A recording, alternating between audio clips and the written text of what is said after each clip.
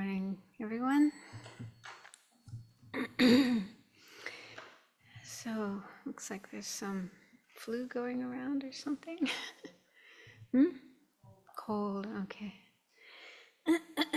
So let's start with the prayers, and then we'll do a little meditation on the topic we looked at last week.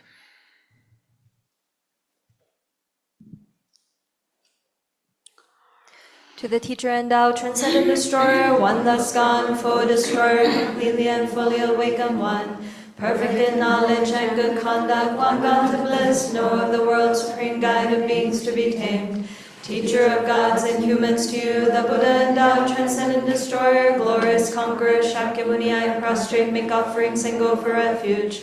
When, O supreme among humans, you were born on this earth, you paced 7 strides and said, I am supreme in this world. To you who are wise, then I bow. With pure bodies formed supremely fine, wisdom ocean like a golden mountain, fame that blazes in the 3 worlds, winner of the best supreme guide, to you I bow. With the supreme science, face like the spotless moon, color like gold, to you I bow. You are immaculate, the 3 worlds are not, incomparable wise one, to you I bow. Great compassionate protector, all-knowing teacher, field of merit and good qualities, vast as an ocean, to the Tathagata I bow. Through purity, freeing from attachment, through virtue, freeing from the lower realms, unique, supreme, ultimate reality, to the Dharma that is peace I bow. Having freed themselves, showing the path to freedom too, well established in the trainings, the holy field endowed with good qualities, to the Sangha I bow. Do not commit any non-virtuous actions, perform only perfect virtuous actions. Subdue your mind completely, this is the teaching of the Buddha. A star, mirage, a flame of a lamp, an illusion, a drop of dew, a bubble. A dream, a flash of lightning, a cloud, see conditioned things as such. Through this merit may sentient beings attain the state of all-seeing, subdue the four faults, and be delivered from the ocean of cyclic existence, perturbed by the waves of aging, sickness, and death. This ground anointed with perfume, flowers strewn Mount Meru, 4 lands, sun and moon, imagined as a Buddha land and offered to you, may all beings enjoy this pure land.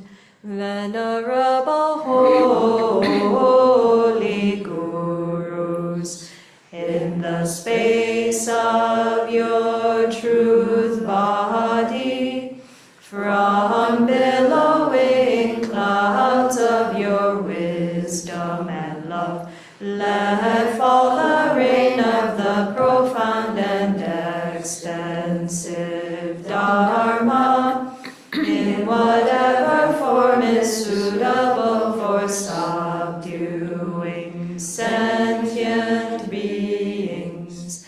Idam Guru Ratna Mandala Niryatayami. I take refuge until I have awakened in the Buddhas, the Dharma, and the Sangha. By the merit I create, by listening to the Dharma, I will attain Buddhahood in order to benefit all sentient beings. I take refuge until I have awakened in the Buddhas, the Dharma, and the Sangha. By the merit I create, by listening to the Dharma, I will attain Buddhahood in order to benefit all sentient beings. I take refuge until I have awakened in the Buddhas, the Dharma, and the Sangha. By the merit I create, by listening to the Dharma, I will attain Buddhahood in order to benefit all sentient beings.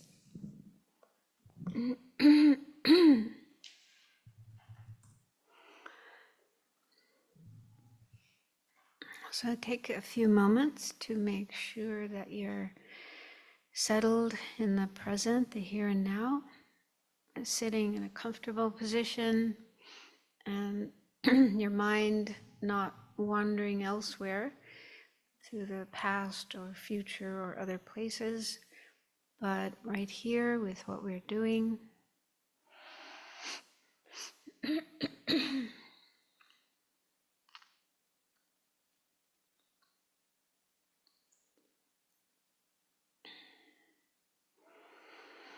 And also that in your mind you have the most positive motivation for being here, participating in this class. So that is the bodhicitta motivation. And just as we recited in the prayer of refuge and bodhicitta, think that you're here listening to the Dharma in order to be of benefit to all living beings, attaining the highest state of enlightenment to help all beings and helping them as much as possible between now and then.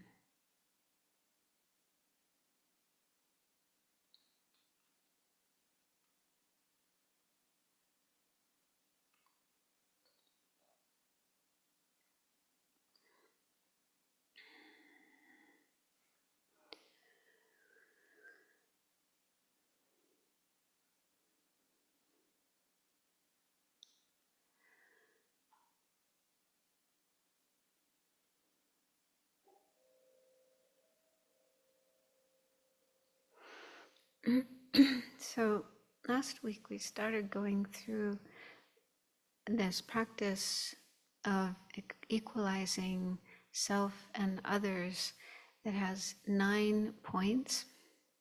We just did the first 6 points last week, so let's briefly contemplate those. I'll just read them and give you a short time to contemplate each one.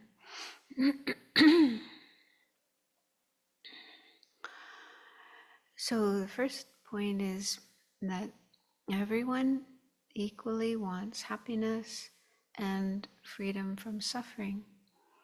And so to discriminate among others, ourselves and others, is not suitable, not appropriate.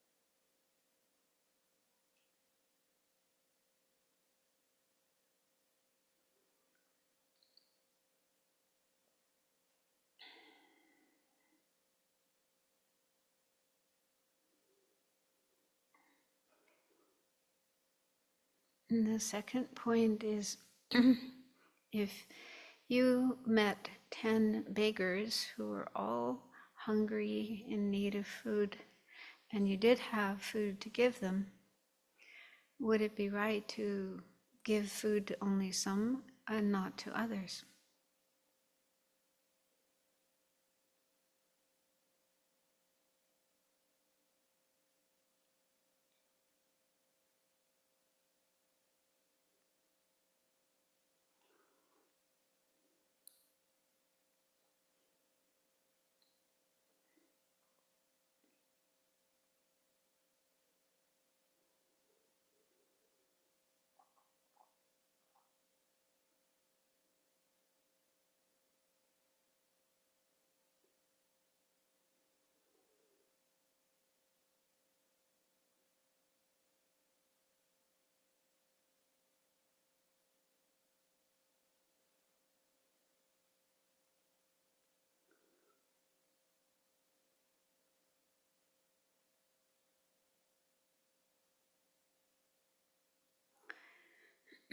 The third point is kind of similar. That imagine if you were a doctor and you had 10 people sitting in your waiting room. They're all suffering from a cold or a flu with similar symptoms. So would it be right for you to take care of only some of them and not others?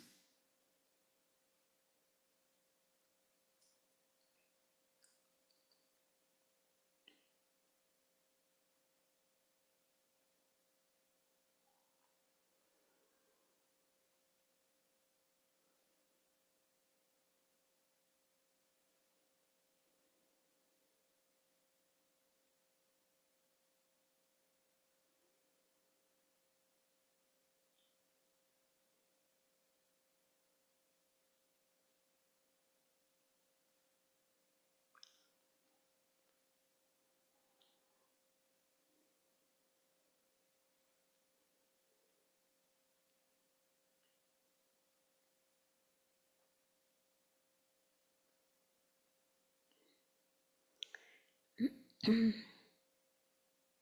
those first 3 points are related to others, their situation. And the next 3 points are related to oneself. The fourth is that all sentient beings are kind to us. They have been kind in the past, in our past lives, also in our present life, and they will be kind in our future lives, playing the role of mother and father and other caregivers and providers of food, clothes, and other necessities, and also providing us with opportunities for Dharma practice, enabling us to create virtue, the cause of our own happiness and ultimately enlightenment. And so, since we've received so much kindness from others, it's only right to help them in return.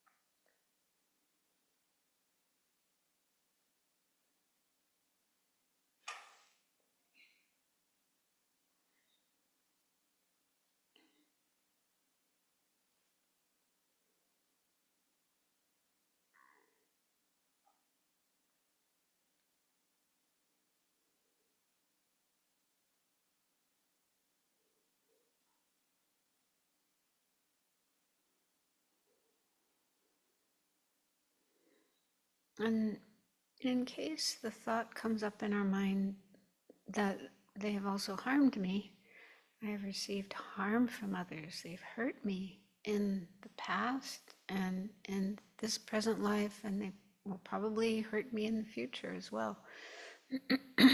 So this is true, but receiving harm from others is mainly due to our own karma. We ourselves have done harmful actions and thus created the cause to be harmed by others. And also, the kindness we receive from others outweighs the harm. There's been a lot more kindness than harm from others.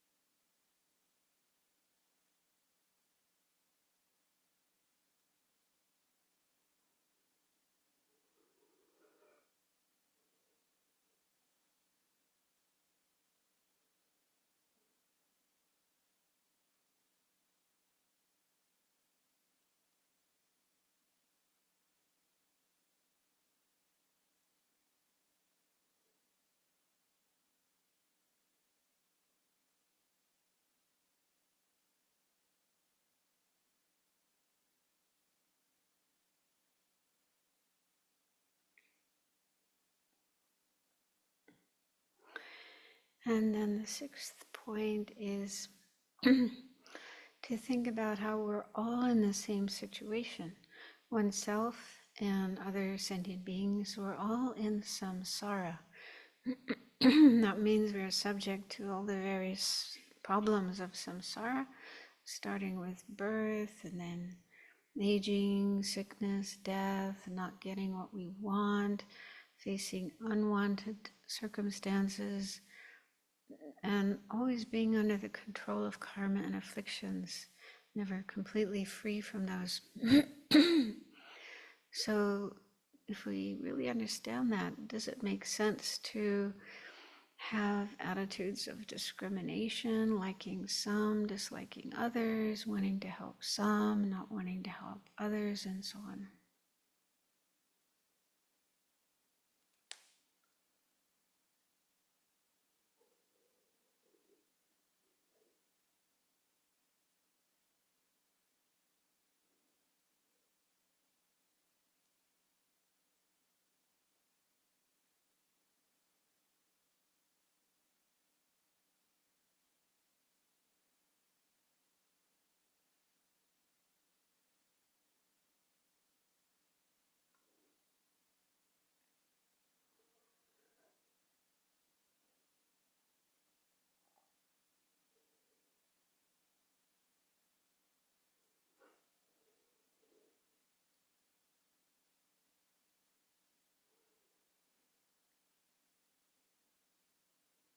So see if by contemplating these points, your mind feels more inclined towards having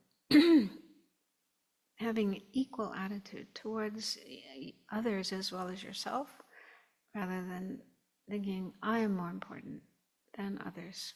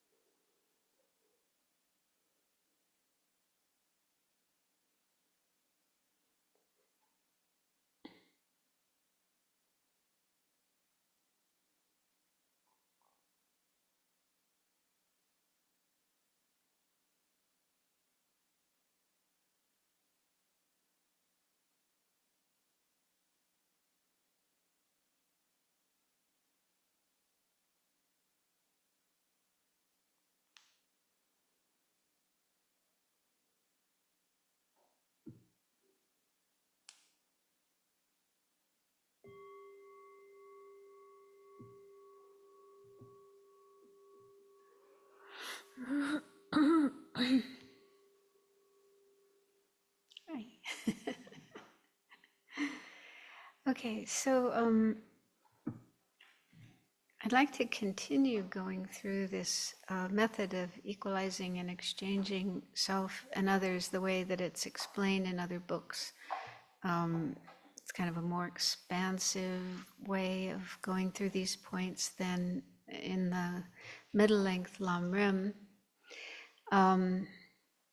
So I think it's really helpful to look at all these different ideas. It's kind of really beautiful and rich and really helpful. And then we'll go back to the middle-length Lamrim afterwards. So let's first look at the last 3 points of that 9-point meditation on equalizing self and others. And the first 6 points are said to be according to conventional truth, and looking at others and also oneself according to conventional truth. And the last 3 points are said to be from the perspective of ultimate truth. What the Dalai Lama says about that is that here we're examining if there is an inherently existing self and inherently existing others. And if not, then it doesn't make sense to be attached to these labels of self and others and think that self is more important than others. So that's the basic idea. So the first one, point number 7 of the 9 points, is And again, these are from Trichang Rinpoche, who was the junior tutor of the Dalai Lama. So I guess he would teach these when he gave teachings on the Lamrim. Okay, so number 7 is, if friends, enemies, and strangers existed from their own side, the Buddhas would see this, but they do not. So, for example, if we think of someone that we dislike, we find annoying, irritating, maybe even we feel angry, hateful towards them, that's like an, quote, enemy. And the tendency is to think that that's how the person is. They're like that. They're from their own side, inherently, independently. And that everyone else should see them that way too. Have you ever noticed that? Yeah? This is how our mind works. I don't think we do it deliberately. It's just the way anger and hatred and aversion work. And so if the person really did exist in that way, the way they appear to our mind, then everybody else would see them that way.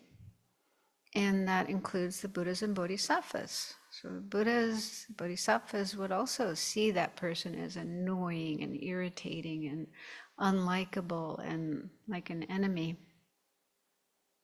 But in fact, like from the perspective of a Buddha, there's no enemy. Buddhas don't see anyone as an enemy.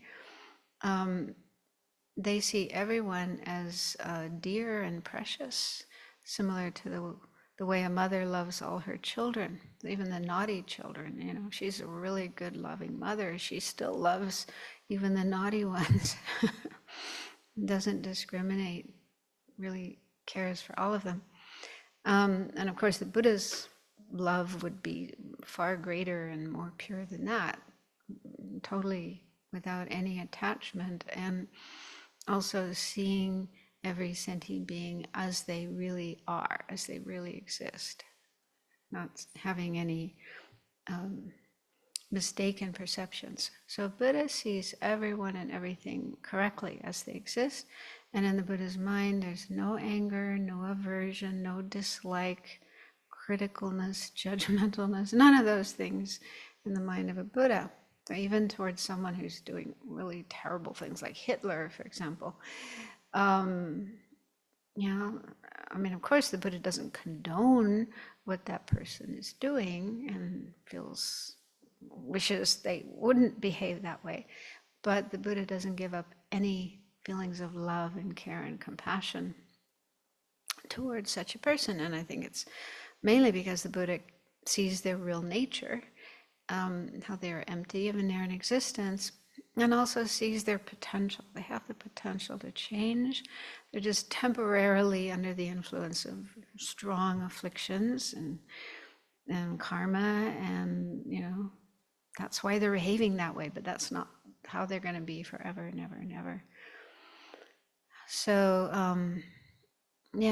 so I find this really, really helpful to think about try to imagine. I can't really understand the Buddha's mind, but just try to imagine how this person looks from the point of view of Buddha, how Buddha would look at this person.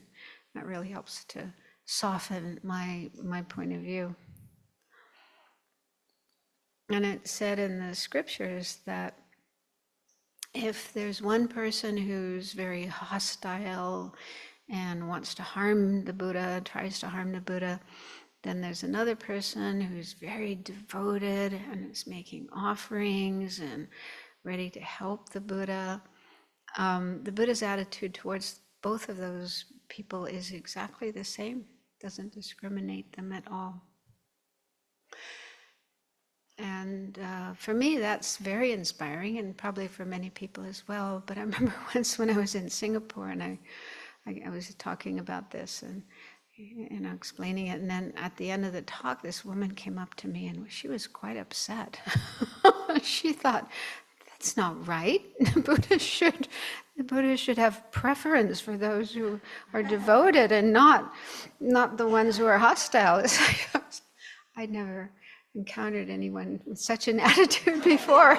I don't know where she was coming from, but anyway, hopefully she changed. So I tried to explain, that that's actually a good quality.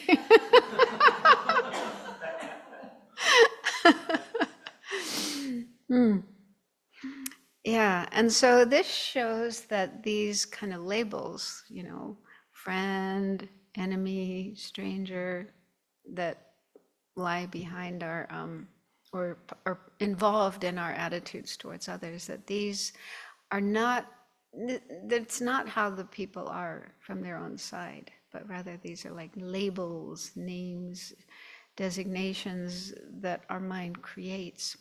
And this happens because of our afflictions and also prejudices.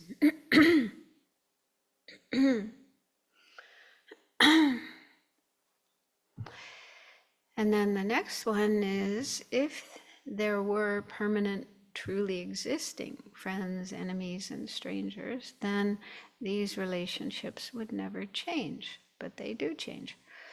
So this is looking at the impermanent nature of things, which, is easier to understand than emptiness, the emptiness of inherent existence, but just the changing nature of things. And this is something we can verify with our own experience. It doesn't require any leap of faith in the Buddha. We know ourselves. We've had plenty of experiences in life where a friend can become an enemy can become a friend, a stranger can go either way. So just looking at our own experiences in life and also what goes on around us, then we can see this happen, that relationships change. There's no such thing as a permanent friend or enemy or a stranger who's in that kind of relationship for all of time, unchanging. So we looked at that previously when we went through the equanimity meditation at the beginning of the sevenfold, 7-point cause and effect meditation. So that's pretty easy to understand, but it's still good to contemplate. And the last one, number 9, is that self and other are dependent designations, like this side and that side of a valley. Such labels change depending on our viewpoint. So this is a little more difficult to understand, but we did have something about that last week, or one of the recent weeks, something in Lama Tsongkhapa's Lamrim. So yeah, if we think about a valley, like we have a valley right down there, Spring Valley, we're looking down on. And so when we're here in the Abbey, then we would use the expression, this side of the valley. We are on this side of the valley. I guess, is it the western side? We're on the western side of Spring Valley, because the sun goes down over there. So we're on the western side of Spring Valley. And so we call this side of the valley. And if this side of the valley was inherently existing from its own side, then even if we were to go over to the other side of the valley, the eastern side of the valley, we would still call where the Abbey is, we would call it this side of the valley. And if we were to talk to people over there and say this side of the valley, referring to where we are, they'd probably be pretty confused, or they think we were really confused. What's wrong with those people? Because, when you're over there, you say this side of the valley with regard to that side. So that's kind of obvious. But it's just an example of how we use labels like that in respect to where we are, wherever we are, and according to our perspective, we say this side or that side. And so similarly, with regard to terms like self, or we usually say I, myself, we say myself with respect to this set of aggregates, this collection of physical and mental components, this body and mind, we say myself over here. And then we use the term other with respect to other sets of aggregates, other combinations of physical and mental components.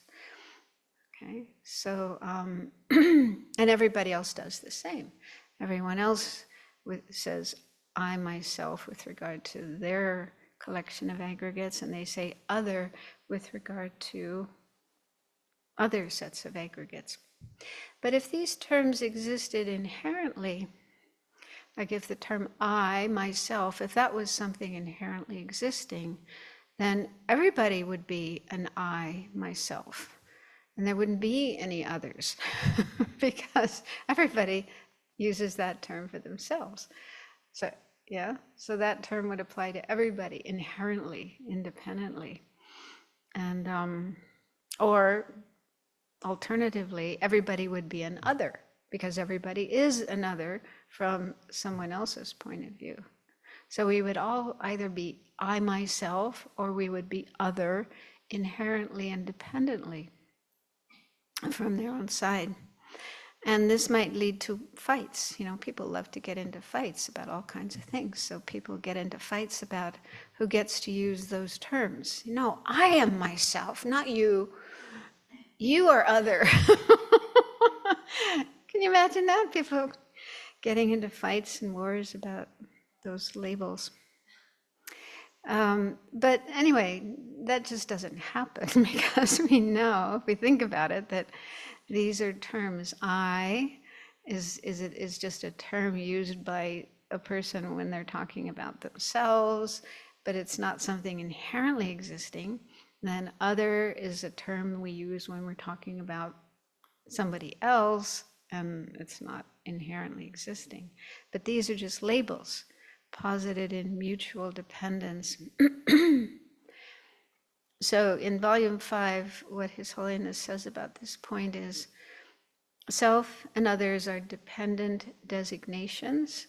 They depend on each other, just as this side of the valley and that side are posited in mutual dependence on the other. Depending where we stand, one side is labeled this or that. These labels change depending on our viewpoint. Similarly, calling one set of aggregates I or other is dependent.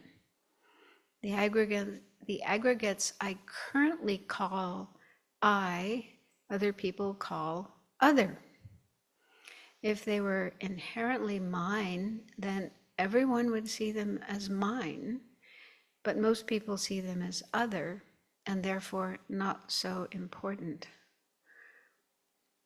So this is the significance of this with regard to this topic of trying to overcome self-centeredness and develop more cherishing of others, because each of us, from our own point of view, we regard our own collection of physical and mental aggregates as incredibly important, because we have this habit of thinking of them as mine, my. We think I, me, mine, myself, with regard to this collection of aggregates, this set of aggregates.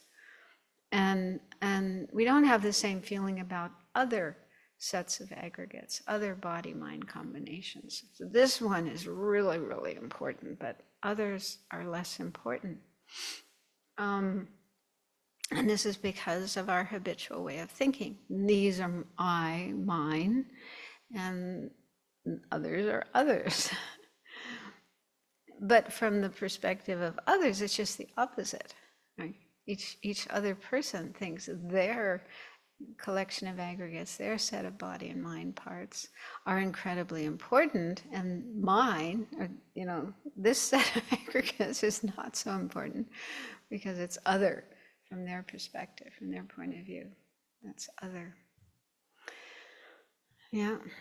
So it's just, it takes a while to contemplate this, but it can be very helpful. And I was thinking, I know this is maybe crazy, but I hear stories sometimes about people who live all by themselves in really isolated places, like in the wilderness, for long periods of time, years and years and decades. And they don't, it sounds like they don't have contact with other people for a long period of time. So I wonder about them. Would they still have a sense of I in dependence on others? This idea of mutual dependence? They don't even have others around to, think of their self in relation to. I mean, it's kind of hard to imagine what it would be like living in that situation. I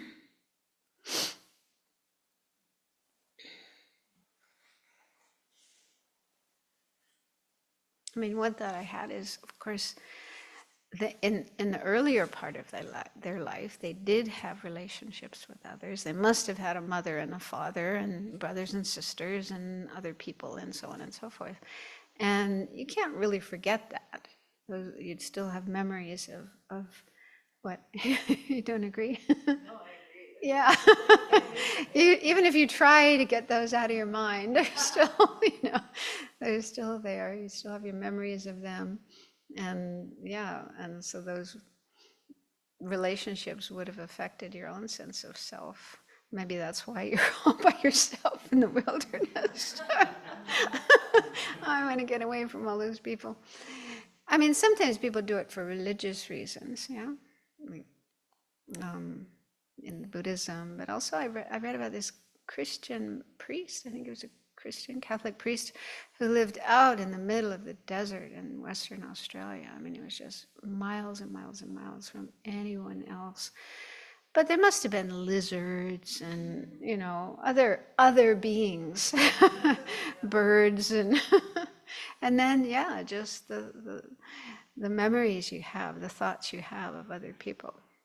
I guess even people in those situations would still have a sense of self in relation to others.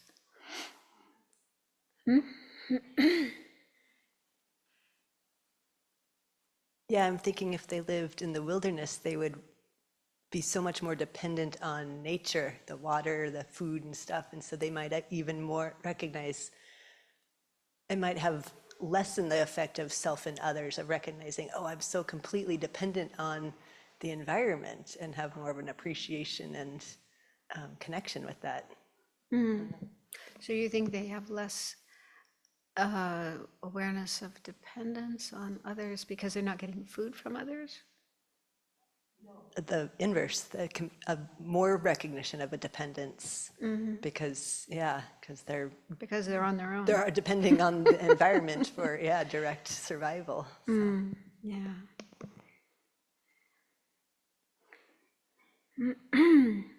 Yeah, and I don't know if anyone is able to really live like that, totally dependent, not like totally independent of other people, just eating what they get out of the forest. That would be hard to do. But maybe not impossible.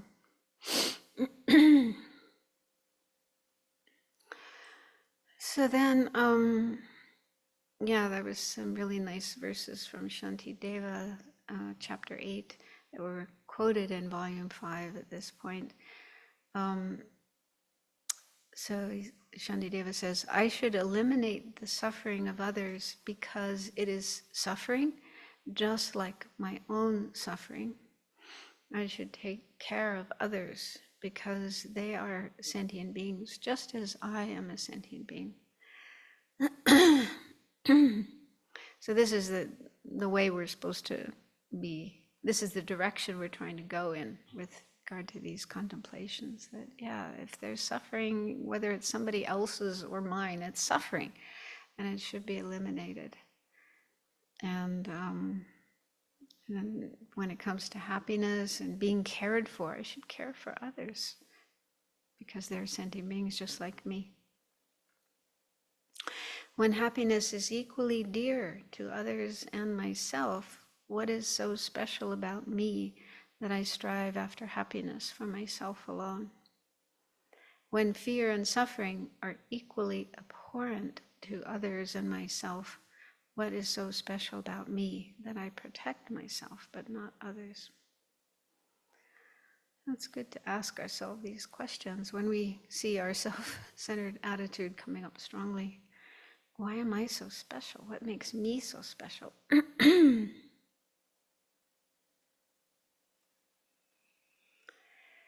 Okay, so that's the first of the 5 points, or sometimes called 6 points, of this method of equalizing and exchanging self with others.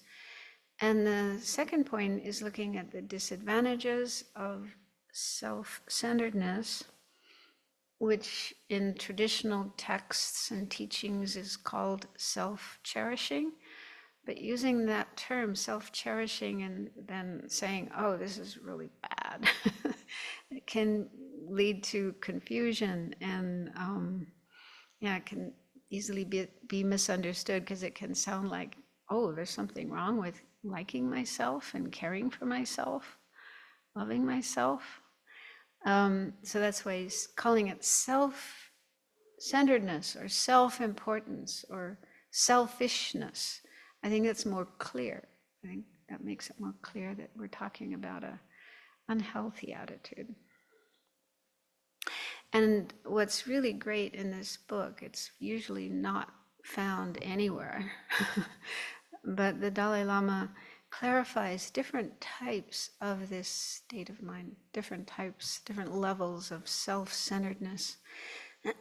So I'll read what he says. He says, self-centeredness has several different aspects. Coarse self-centeredness considers ourselves more important than others and seeks primarily our own happiness in this life. This self-centeredness leads us not only to be apathetic towards others' welfare, but to also create a great deal of destructive karma. So that's the worst form of self-centeredness, where you're just totally concerned about this life, like the 8 worldly dharmas, and you're only concerned about yourself to the extent that you don't mind even committing non-virtuous actions, killing, stealing, lying, and so on, harming others to get what you want. So that's the worst kind of self-centered attitude. And then he says, a less coarse form of self-centeredness seeks our own fortunate rebirth in samsara. It is a virtuous attitude, even though it cares more for ourselves than others.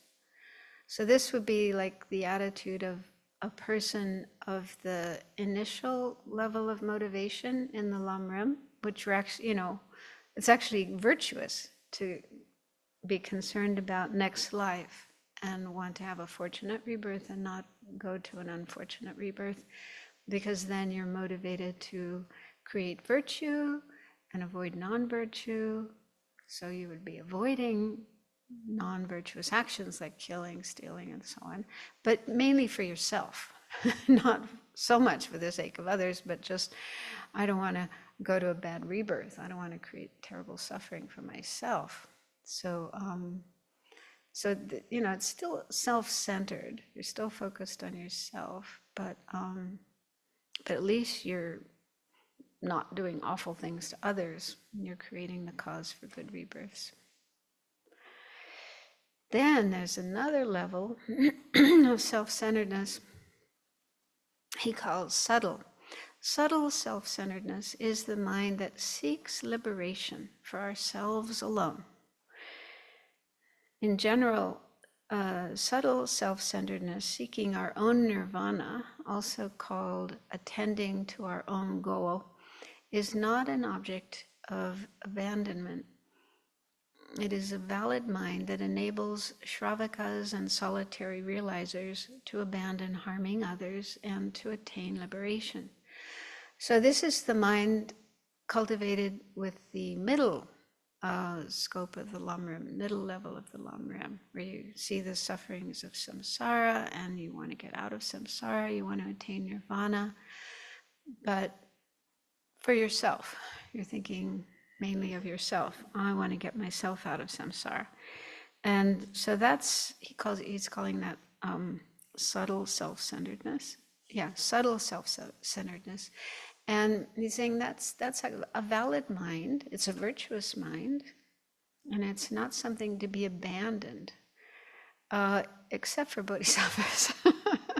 So he goes on to say, however, from the perspective of bodhisattvas who seek to become fully awakened Buddhas, subtle self-centeredness is to be abandoned because it leads one to forfeit the opportunity to attain Buddhahood with its ability to vastly benefit sentient beings in favor of gaining the personal peace of arhatship. So in general, we can say that that state of mind, that subtle self-centeredness, is virtuous state of mind. It's a valid state of mind. It's not to be abandoned. The Buddha taught. Buddha gave teachings for those who have that state of mind, how to achieve their goal. However, for bodhisattvas, for those who wish to attain enlightenment, Buddhahood, that state of mind is something to be abandoned because it will interfere with our wish to attain Buddhahood. Because it will, lead us to go to self-liberation instead of Buddhahood. And so it's an obstacle. I guess, no, it's not really an obscuration. It's not like a negative state of mind, like something that obscures the mind, but it's something to be abandoned, something to be avoided for bodhisattvas. So I was so happy to read this explanation, because normally they only talk about self-centered attitude and all its faults. And I remember when I first started learning Buddhism in Dharamsala at the Tibetan library, and heard about this, something about how Shravakas and solitary realizers are selfish. I don't remember the exact words that were used, but it was kind of very disparaging of those who aspire to attain nirvana, because they only care about themselves. Just the way it was worded, I just felt really offended, and I got quite upset. I didn't say anything to the teacher, but I complained to one friend about that's not nice. Nice to say those things about people who are, practicing very hard and striving to attain nirvana. So, and I think many people also, when they come across that kind of statement in traditional Lamrim texts or other scriptures, they feel, it's kind of offensive to, it's like putting down those practitioners. So the tone here in this book is much more respectful, and Dalai Lama always, praises and shows great respect for practitioners of other traditions. So that's, I think, really helpful to look at the different types of self-centeredness, different levels of self-centeredness. And some of them are not really non-virtuous at all. So mainly when they talk about the self-centered attitude and all the faults, the disadvantages of it, it's mainly the first one, the really coarse one that leads us to engage in non-virtue and harmful actions. And also in this book, the Dalai Lama makes the distinction between seeking the well-being of the conventional self and being caught up in the coarse self-centered attitude. He says, in contemplating its faults, the faults of the self-centered attitude, it is important to distinguish it from seeking the well-being of the conventional self, the self that exists. The conventional self, that would be the merely labeled I, the merely designated I, the mere I. So that does exist. The conventional self has the capacity to practice the path and will one day attain the bliss of awakening. Seeking the ultimate happiness of the mere I is a productive endeavor. Okay, so it's good to take care of our conventional self, the existent self, and do what needs to be done so that it will one day attain, the bliss of awakening, enlightenment. The self-centered attitude, on the other hand, is an adventitious, ingrained thought on our mind stream. So it's something we've had from beginningless time,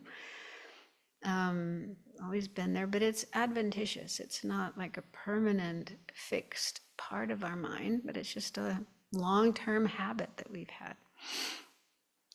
A limited attitude that pretends to look out for our welfare, but in fact constricts our open-heartedness and potential. It can be overcome. So it's, it's something that limits us, limits our ability to cultivate our real potential. Pointing out the disadvantages of self-centeredness is not a criticism of the legitimate wish for the conventional I to be happy and free from pain. So do not get confused and blame yourself for being selfish. How many have done that? Yeah, so when you encounter these teachings on the disadvantages of the self-centered attitude or self-cherishing attitude, it's so easy to get into guilt, feeling guilty, feeling bad, feeling horrible. Oh my God, look at me, I'm so selfish. But wanting to be happy, there's nothing wrong with wanting to be happy. This is, I think, where we get confused. It almost sounds like, oh, you shouldn't care about yourself. You shouldn't want happiness for yourself. That's wrong. That's selfish. So yeah, there's nothing wrong with that. We deserve to be happy. I think from the Buddhist point of view, we have the right to be happy. We deserve to be happy. We should be happy. We just have to go about it in the right way. And up to now, we haven't been doing it the right way. We've been trying to get happiness via the self-centered attitude and, not caring about others. He says, rather, recognize the self-centered attitude as the troublemaker that makes you create destructive karma and causes you misery in this and future lives. Aspire to free yourself from it so that you and all other sentient beings will not be adversely affected by it in the future. So what we're talking about is just a state of mind, just an attitude, a habitual tendency that's in our mind of being self-centered. And that's what we're targeting. That's what's being targeted, that particular attitude, that particular state of mind. Okay, so we need to recognize that and see that that state of mind is faulty. And it's not about beating ourselves up, which, I used to think that. I used to think, I was beating myself up for being so selfish. But it's really just this attitude in the mind that is problematic. And that's what needs to be recognized and then overcome and replaced with altruism, cherishing of others. So it's so helpful, so important to be able to recognize that difference. It's not about beating ourselves up or thinking badly of ourselves or thinking we don't have the right to be happy, but rather recognizing that particular attitude, that state of mind that abides within us and that we fall into again and again and again. That is the culprit. That is the problem. Anyway, I'm sure you're all very familiar with this. Venerable children must talk about it a lot. Okay, so yeah, so when there's this kind of discussion about the disadvantages of self-centeredness, the faults of self-centeredness, most of the time they're talking about the coarse one, the really coarse one. So like this quotation from Shantideva that says, whatever suffering there is in this world all comes from desiring myself to be happy. So he's talking there about this coarse, self-centered attitude. So how does that work? One is that all the problems and suffering of samsara are the result of non-virtuous actions, and those are done out of self-centeredness.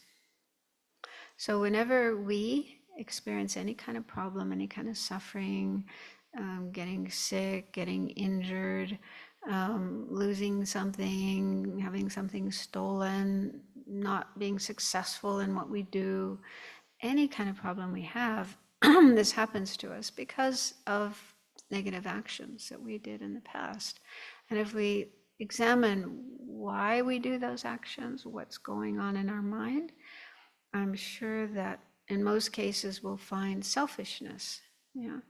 Of course, there's other afflictions like anger or attachment, jealousy, but there's still a dose of self-centeredness that's motivating us.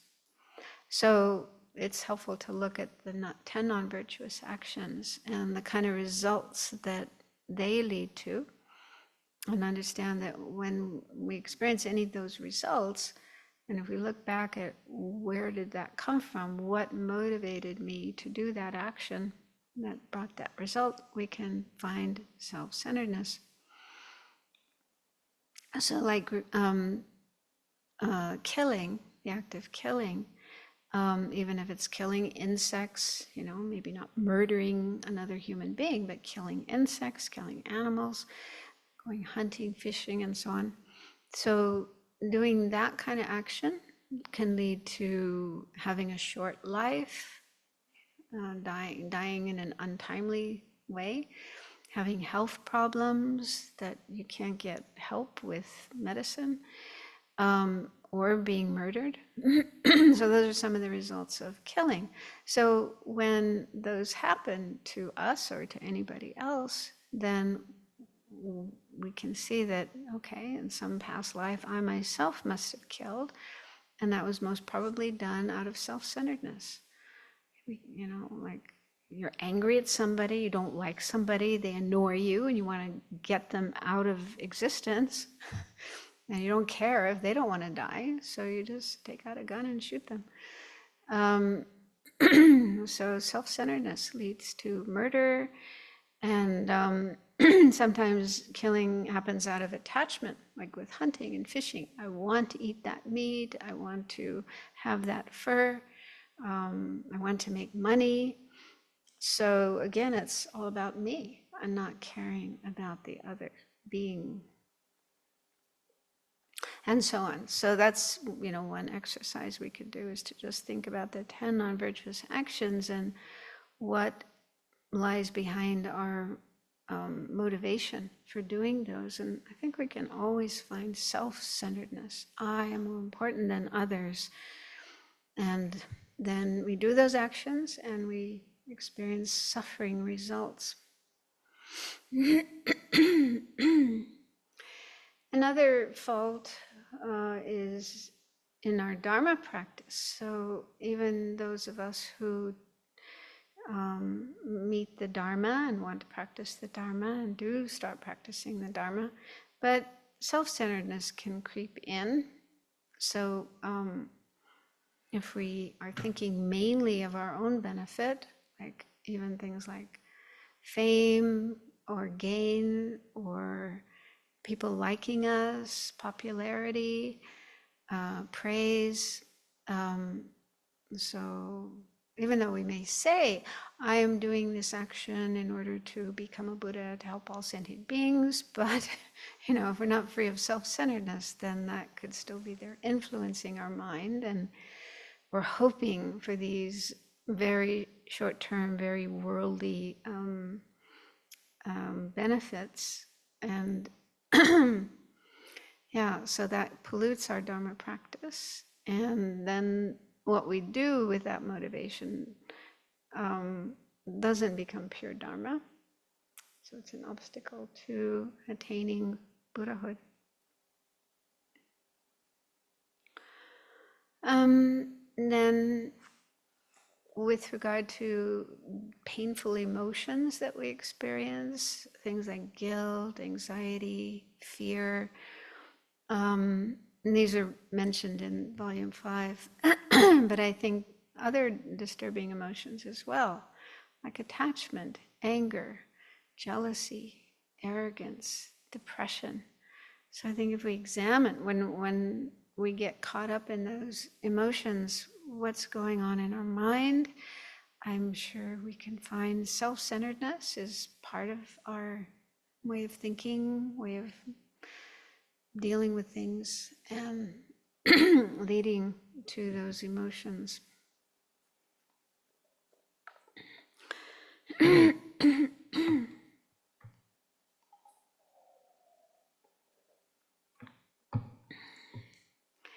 And then it can also lead to problems just in this lifetime, relationship problems, problems at work, and so on.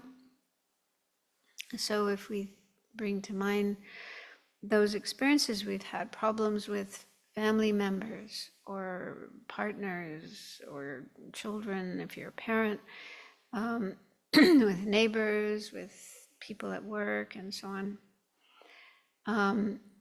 So if we check our mind, what is going on, I think we'll probably find that the self-centered attitude is there, strong, influencing our mind.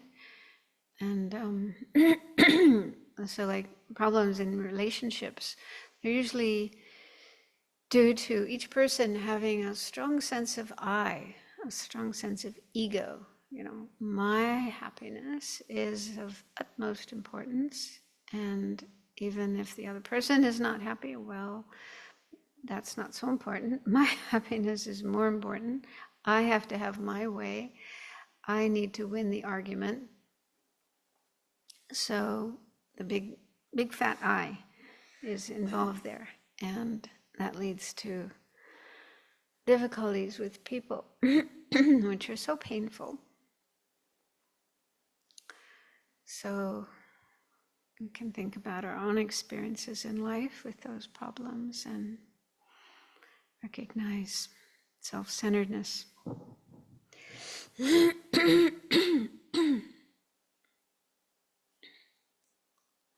then there's also that tendency that Shantideva points out that we have with other people. We tend to compare ourselves with others and then have these different attitudes arising, like envy, jealousy, towards those who seem to be better off than we are in different ways, healthier, wealthier, more intelligent, more talented, more skillful, whatever, you know, different reasons, different criteria for why we think someone might be better, and then feeling envious, jealous towards them. And then there are others that we consider to be inferior to us in different ways, less intelligent, less healthy, less skillful, whatever. And then in relation to them, we tend to feel arrogant, pride, looking down on them. And then those who are roughly at the same level as us, you know, not really better, not really worse, there's often competitiveness, wanting to do better, wanting to show that we are better, you know, than the other person. And so these attitudes are kind of really ugly, not things to be proud of when we look at them. And also they're disturbing, they're afflictive, disturbing emotions. And where do they come from? Why are they there in our mind?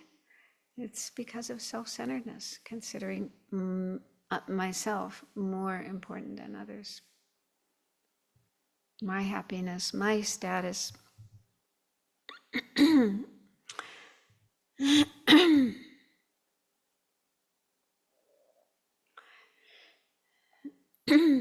Okay, then in volume 5, I'll read some more of what His Holiness says. In developing antipathy toward our self-preoccupation, do not mistakenly think that if you experience any happiness, you are self-centered, and that the only way to sincerely care for others is to suffer yourself. Anyone ever thought that way? You shouldn't be happy. You should suffer. If you're really compassionate and caring for others, you should suffer. I actually encountered that idea in Europe, Italy, because the word for compassion is the same in many languages, and the root of that is Latin, literally means suffer with. Yeah, compassion. Passion, well, the word passion can have different meanings. It can be like really excited, but it also, like intense suffering. They talk about the passion of Christ, right? When he was crucified, the passion of Christ. So it can have that meaning of strong suffering. And then come means with.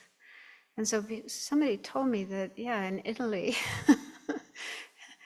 there is that idea that having compassion means you suffer with the other person that you're having compassion for. And you should suffer with them. Yeah, you shouldn't be happy when somebody else is suffering. You should suffer too. And so I was told that, yeah, it's not very popular. People aren't too enthusiastic about cultivating compassion, because that means, oh, I have to suffer more than I'm already suffering. So I was quite surprised about that. Maybe because I've, had so many years of learning from Tibetan lamas who are always laughing and smiling, and they don't look like they're miserable when they have compassion. Yeah. So there is that notion, and the Dalai Lama is saying that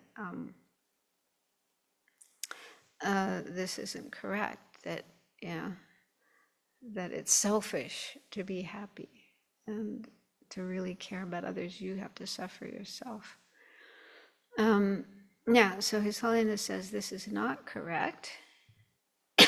Practicing the path should be joyful, although it requires effort and there are bumps on the road. Even in terms of our relationship to sense objects, happiness and pleasure themselves are not the problem. Don't feel guilty for experiencing them. They are just feelings arising as a result of karma. Yeah, so there's nothing wrong with being happy, having, good experiences, enjoying things, as long as we don't have attachment to them. Self-centered attachment to happiness and pleasure is the culprit. Thus, let's strive to diminish and eventually banish self-preoccupation so we and others will be genuinely happy. And then he goes on to say, some people may think they have to neglect themselves in order to cherish others. This too is a mistaken notion. Although we want to cease letting self-preoccupation run our lives and make our decisions, that doesn't mean that we should neglect our own situation entirely. The kind of selfishness that leads us to exploit others must be reduced, but disparaging ourselves is not helpful on the path, and it is to be abandoned. Okay, so we shouldn't be putting ourselves down, disparaging ourselves, beating ourselves up, treating ourselves badly. And then he says one thing I love. He says, our aim is to cherish all sentient beings, including ourselves. So when we say all sentient beings, that we're a sentient being too, right? It isn't that we're saying, I want to help all sentient beings except this one. I want all sentient beings to be happy except this one. I want all sentient beings to be free of suffering except this one. I mean, I'm sure nobody actually says that, but we have to be careful that we're not leaving ourselves out of that. Because it does sometimes sound like that.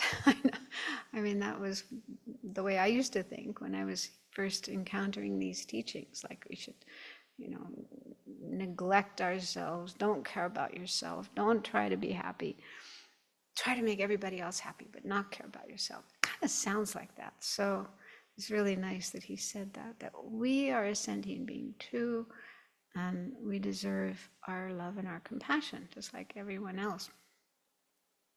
And then he says, if we neglect ourselves, then instead of being able to work for others, they will have to take care of us. Right? right? If we don't take care of ourselves, then, yeah, we may get ill, have problems, and other people will have to take care of us. And he says, rather, we need to respect ourselves and our Buddha potential, and on that basis, discern the appropriate way of caring for ourselves that will support our practice of bodhicitta. So loving ourselves, caring for ourselves, doesn't mean pampering ourselves, indulging in our self-centeredness and other afflictions, but caring ourselves in the right way, the wise way, the skillful way, which is to do what's virtuous, what will bring us genuine happiness in the future and eventually enlightenment. So that's the best way of caring for ourselves. Venerable Sangye, you had your hand up. Did you want to say something?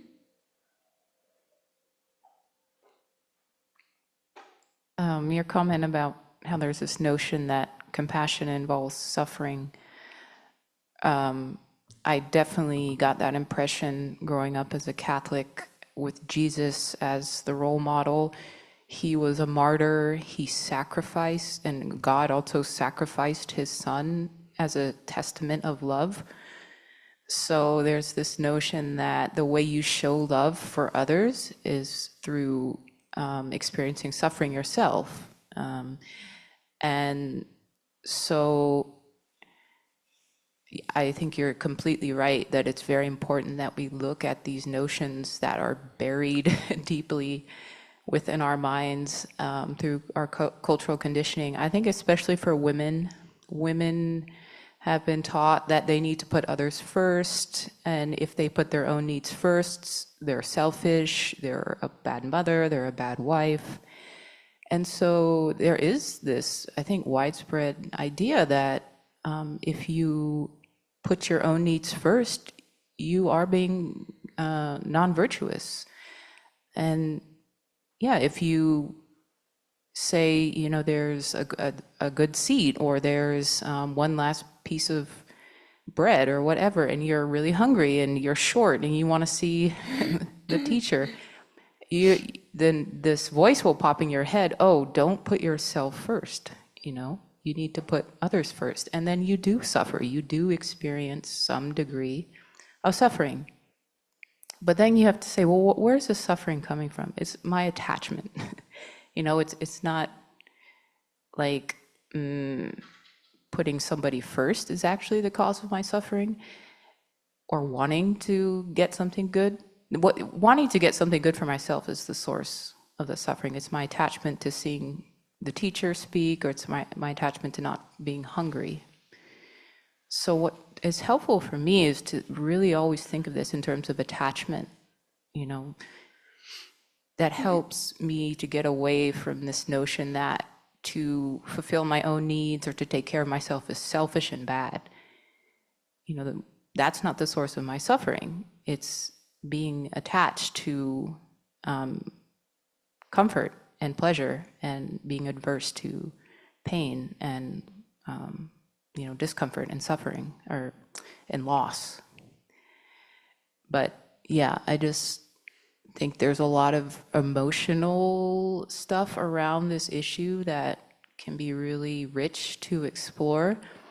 And recently I've had conversation with someone about how compassion does not include oneself, that traditionally the teachings specifically do not include oneself, and therefore it's sort of inappropriate to talk about self-compassion. And You said that, or somebody else said that?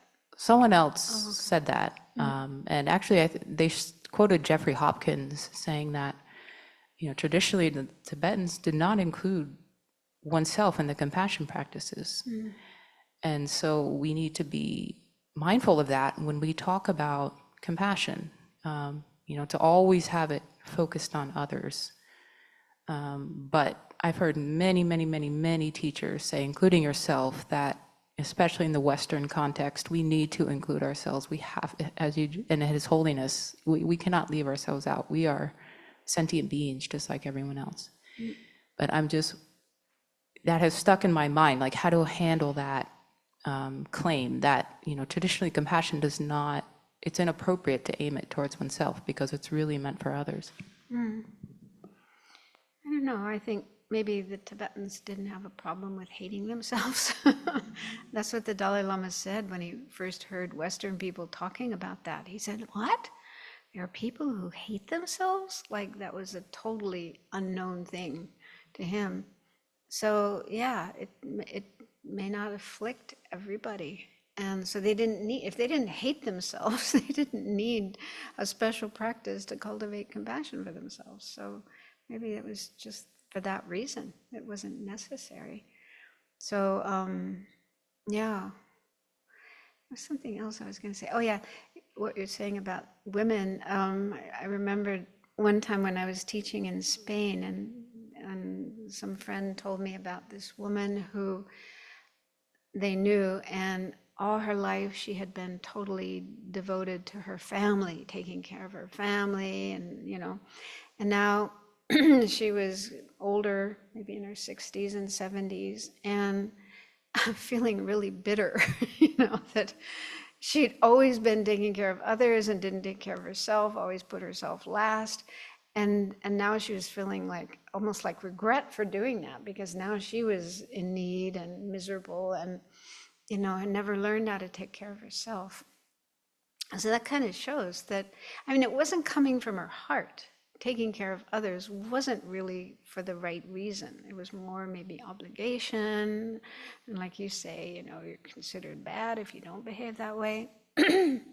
And so later in the book, His Holiness talks about, this idea of exchanging self for others, putting others first and being less self-centered. That this, not everybody may feel ready to do that. And you shouldn't force yourself to do that. And I was so glad to read that, because sometimes you get this feeling that teachings are so kind of forcing you. You must think that way, you must be that way.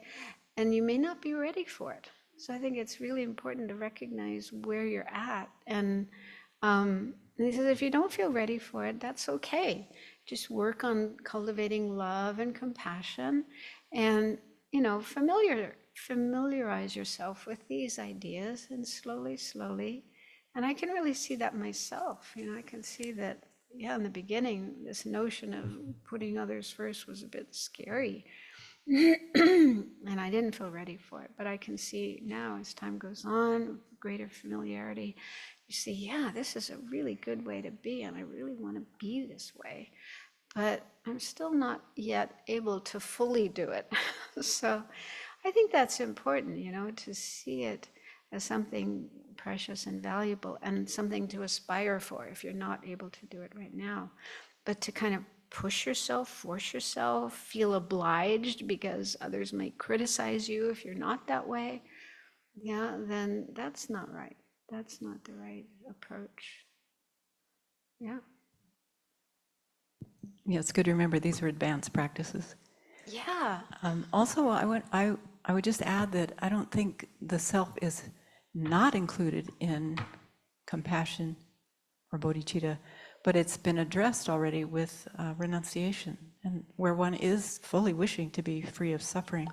So perhaps that's why it wasn't included in the great scope.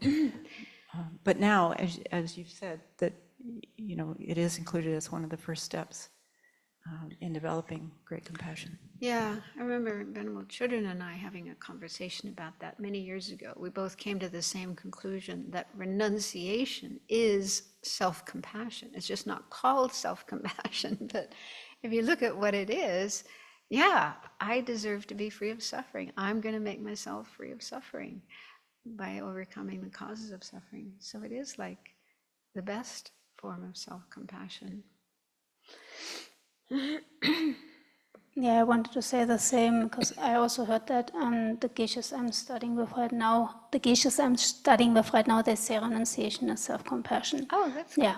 Yeah, because normally Tibetans don't say that. Yeah, they say it all. And I wanted to say that from my experience too, being of benefit to others benefited myself as well. So with keeping the heart open for that kind of experience as well. So nudging myself and going forward and doing something for others, and I can see how that ripples or comes back to me in some ways, even that may have not been my intention.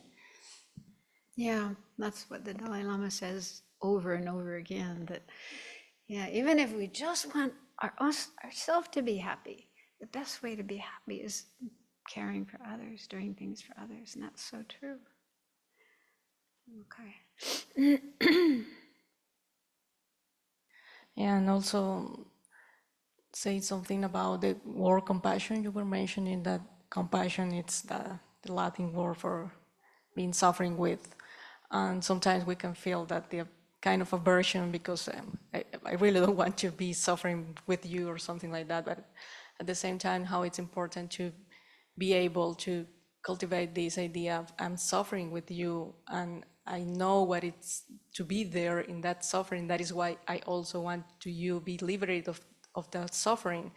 So this idea of empathy in the same time that I really know how are you feeling and I really know what is to be in that place of suffering, and that is why I really want you be free of that too. So I know from the background, from the Catholic perspective is that's not, I mean, you're going to be suffering and there is no way to be out of that place.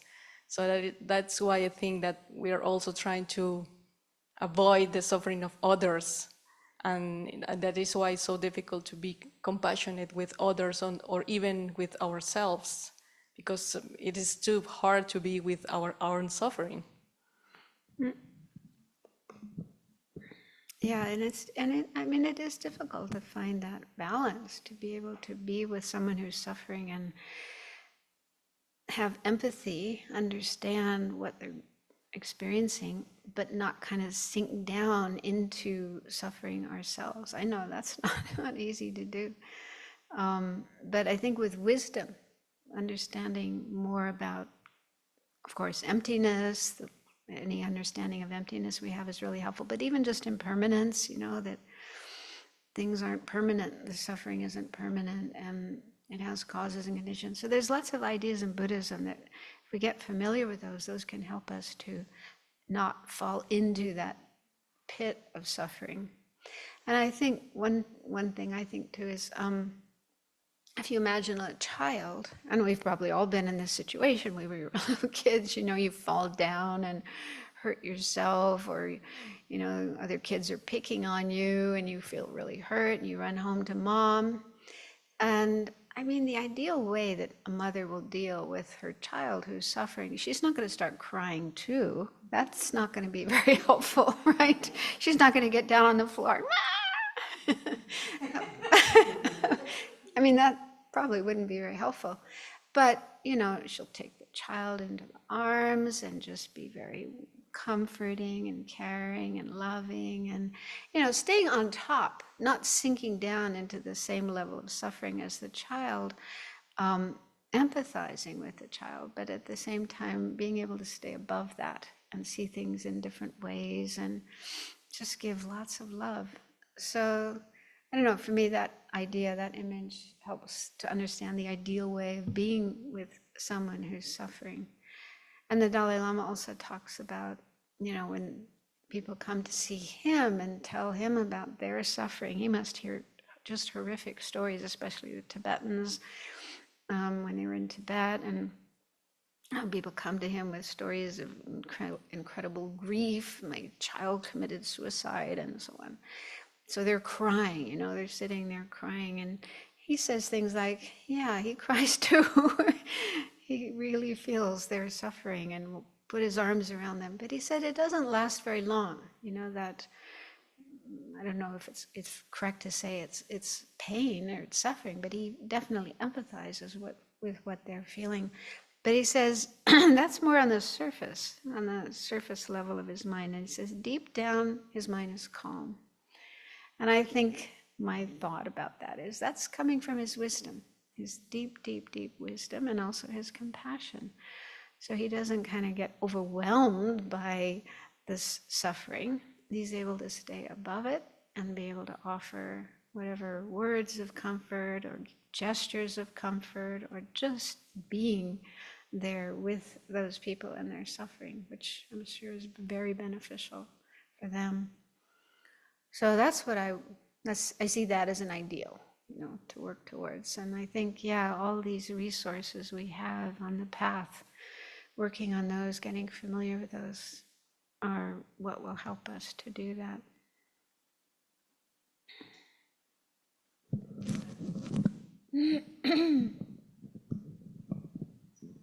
Two things.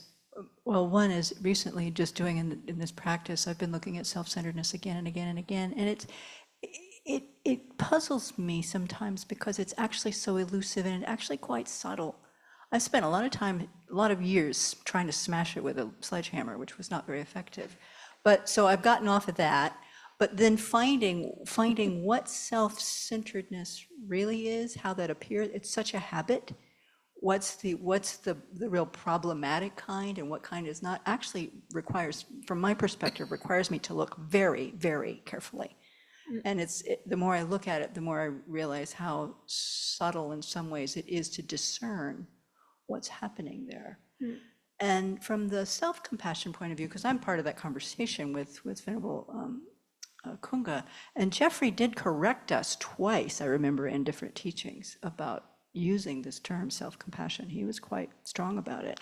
Correct you? You mean we shouldn't use that term? It wasn't that he corrected saying don't say it. He was saying clearly from the scriptural point of view, this is about developing loving for other beings, right? It's not so, but I do think, and I don't know if this was where Jeffrey was coming from, but pop psychology has now adopted self-compassion so strongly.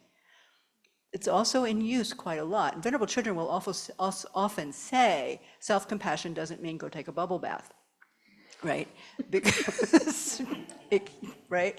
But when I look at the subtlety of my own self-centeredness, I can see how easily in a general audience, self-compassion can also just turn around and justify our own self-centeredness.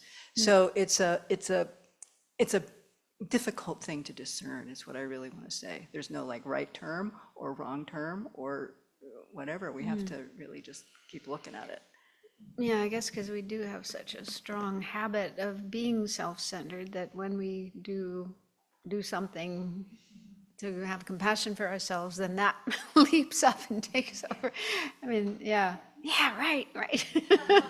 That's right, you should be nice to me.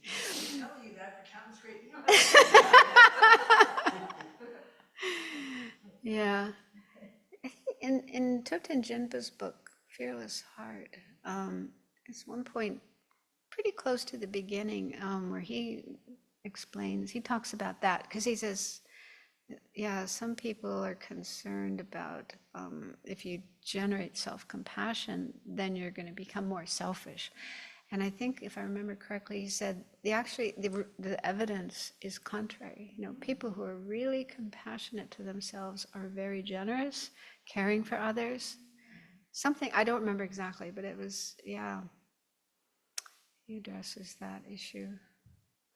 But I mean, if even arhats still have some subtle level of self-centeredness, even though they have gotten rid of their ignorance. This is one of the questions people often ask. They say, but an arhat has realized emptiness. They've realized selflessness. They no longer have a sense of a real solid self. So how can you say that they are selfish, that they are self-centered?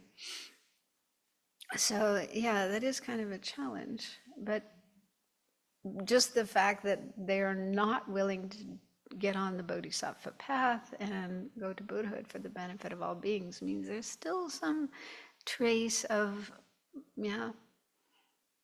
unwillingness to take on this responsibility of doing whatever it takes to help all sentient beings be free of suffering. So I guess, it is very deep and very subtle, and even deeper than ignorance, because you can be free of ignorance and still have that attitude. I've heard some teachers explain that it's not so much a lack of willingness to take on the responsibility as a lack of confidence that they can do that. Lack of confidence. Yes. For those following the Arhat. But, could be, yeah. And that's one of the things addressed in this issue, in this topic of is it possible? It was Lama Tsongkhapa in the Middle-Length Lamrim, and also His Holiness in here. Some people think it's not possible. How is it possible to completely be free of self-centeredness and adapt this attitude of cherishing all beings? For some people, they say, no, I could never do that. That's too hard. So yeah, I guess that is a common doubt, concern. And also the fact that, in the early days, as it sounds, historically, the Buddha didn't teach. He didn't teach it openly. He didn't teach the Bodhisattva's path openly. He mainly taught the path to nirvana, self-liberation. And so, yeah. And then, I guess, too, there's doubt that the Mahayana scriptures were even taught by the Buddha. So if you have that doubt, then well, I'm comfortable with these teachings, with this tradition. I know this was taught by the Buddha. So this is what the Buddha intended for me to do. Yeah, I guess there's all kinds of reasons that one could have for wanting to follow that path.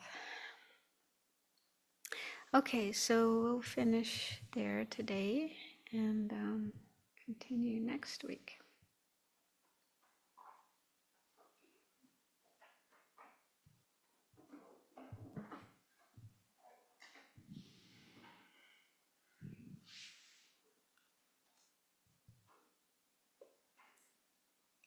May the spiritual teachers who lead me on the sacred path, and all spiritual friends who practice it, have long life.